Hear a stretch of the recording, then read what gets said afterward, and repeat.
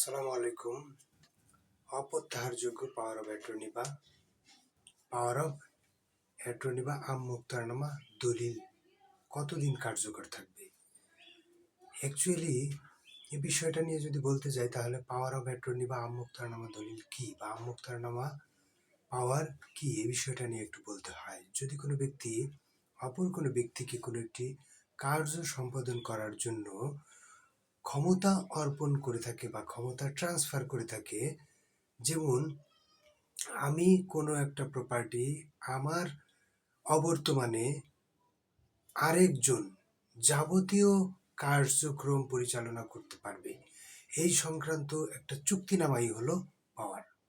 অর্থাৎ আমি আমার সম্পত্তিতে বা আমার বাড়িতে বা আমার জমি জায়গাতে যা যা করতে পারবো বা যা যা করতে পারতাম তার সকল কার্যক্রম আরেকজনকে হস্তান্তর করা।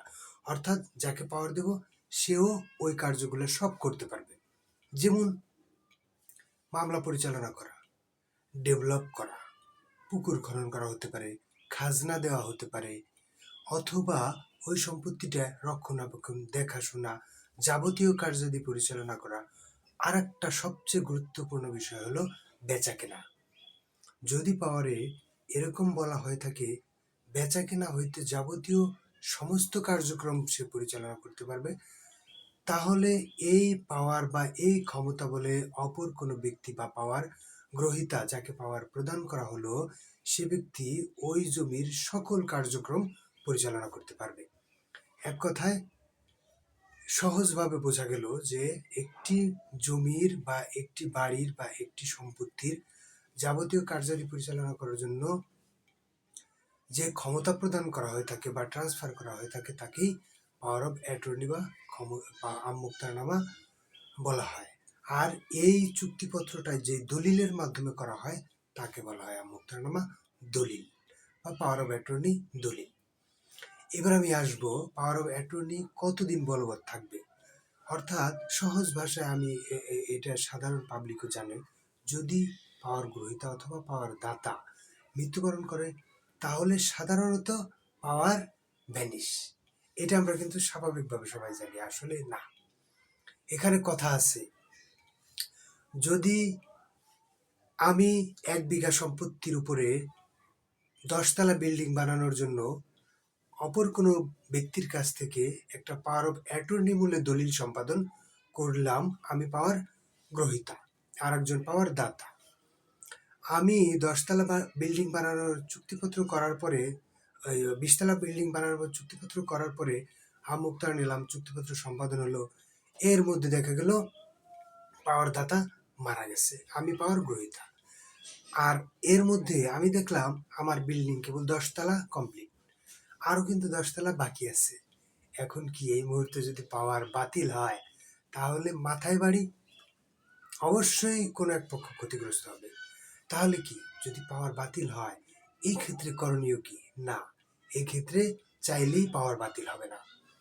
অ্যাকচুয়ালি পাওয়ারের কতগুলো গুরুত্বপূর্ণ কন্ডিশন থাকবে, পাওয়ারের উদ্দেশ্য থাকবে। আমি যে পাওয়ারটা গ্রহণ করলাম উদ্দেশ্য কি, আরেকজন যে পাওয়ারটা দিল উদ্দেশ্য থাকতে হবে।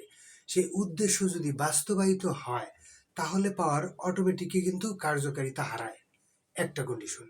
আর একটা কন্ডিশন, যদি পক্ষগণ মারা যায় সেক্ষেত্রেও কার্যকারিতা হারায়।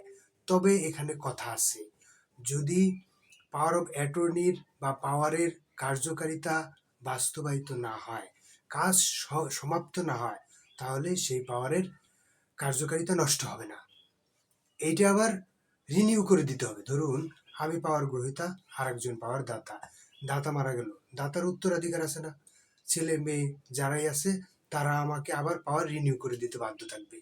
কারণ এখানে আমি 10 তলা বিল্ডিং করেছি, আরও 10 তলা আমার বানাবো, তারপরে আমি 10 তলা বিক্রি করব, আর 10 তলা আমি অন্যান্যদেরকে বুঝিয়ে দেব, অথবা যাদেরকে বিক্রি করছি তাদের বরাবর বুঝিয়ে দেব, তারপরে আমার পাওয়ার সমাপ্ত হবে, আদারওয়াইজ পাওয়ার সমাপ্ত হবে না।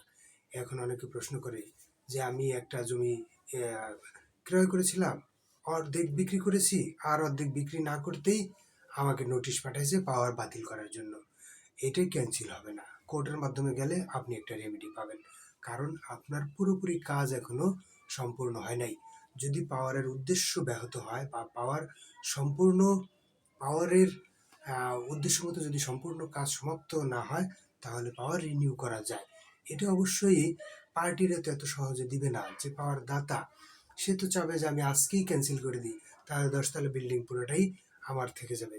আমি এই কারণে এই বিষয়টা যদি প্রবলেম হয়, তাহলে কোর্টে সমাধান করতে হবে এবং কোর্টে এটা সমাধান আপনার পক্ষে রায় পাবেন।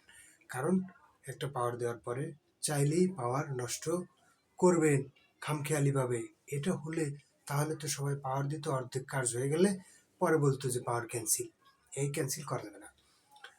আর একটা বিষয় গুরুত্বপূর্ণ, যদিও ভিডিও একটু বড় হয়ে যাচ্ছে, আমি আর একটু বলি। পাওয়ারের ভিতরে বা চুক্তিপত্রের ভিতরে ক্লোজ থাকে, আরবিট্রেশন ক্লোজ দেওয়া থাকে। সেই ক্লোজের মধ্যে বলা থাকে যদি আমাদের মধ্যে কোনো দ্বন্দ্ব দেখা দেয়, প্রতিদ্বন্দ্বিতা দেখা দেয়, তাহলে আমরা কোথায় যাব।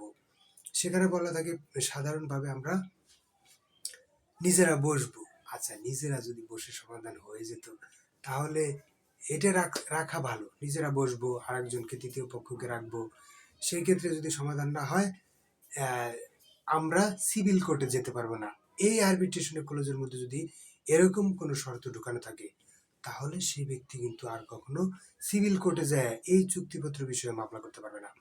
এই কারণে আমি বলবো, যারা পাওয়ার লেনদেন করতেছেন বা নিচ্ছেন, অথবা কোনো চুক্তিপত্র করতেছেন, বাড়ি বানানোর চুক্তি, ডেভেলপের চুক্তি, যে কোনো চুক্তি হতে পারে, এই চুক্তিতে অবশ্যই একটা ক্লোজ রেখে দেবেন, যেখানে আরবিট্রেশনের পাশাপাশি বা আমাদের ব্যক্তিগত আইনের পাশাপাশি আমরা যদি সমাধান করতে না পারি, তাহলে আমরা দেওয়ানি আদালতে যেতে পারবো। এরকম ক্লোজ থাকলে তাহলে বিষয়টা সমাধানের জন্য আপনাদের খুবই সহজ হবে এবং দেওয়ানি আদালতে গেলে আপনারা ন্যায় বিচার পাবেন। যদিও অনেক সময় সাপেক্ষ হয়ে থাকে, সব সময় সময় সাপেক্ষ না। এটা তাড়াতাড়িও করার মতো ব্যবস্থা আছে। বিষয়টা নিয়ে ছোট্ট করে বিবৃতি দিলাম। আমি অ্যাডভোকেট আতিয়া শিকদার, ঢাকা জজ কোর্টে নিয়মিত আমি প্র্যাকটিস করি। যদি কোনো বিষয়ে জানার থাকে আমাকে কমেন্টস করতে পারেন অথবা ফোন করতে পারেন। যথারীতি সাহায্য করার চেষ্টা করব। সবাইকে ধন্যবাদ। আসসালামু আলাইকুম।